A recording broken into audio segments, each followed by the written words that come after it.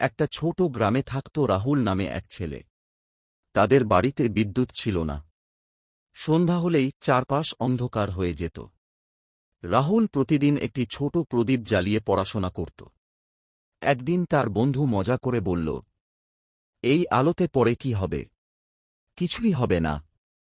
রাহুল শান্তভাবে উত্তর দিল, আলো ছোট হতে পারে, কিন্তু চেষ্টা বড়।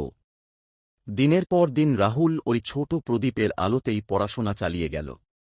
চোখ ব্যথা করত, হাত ক্লান্ত হয়ে যেত, তবু সে হাল ছাড়েনি। বছর কয়েক পরে সেই গ্রামেই বড় অনুষ্ঠান। খবর এলো, রাহুল বড় পরীক্ষায় প্রথম হয়েছে। গ্রামের সবাই অবাক। বন্ধুটি লজ্জা পেয়ে বলল, তুই এত দূর কিভাবে গেলি? রাহুল হাসল আর বলল, আমি অন্ধকারের সঙ্গে লড়িনি। আমি আমার আলোটা জ্বালিয়ে রেখেছিলাম। সেদিন সবাই বুঝল, আলো বড় হওয়া দরকার নেই, জ্বলে থাকলেই যথেষ্ট।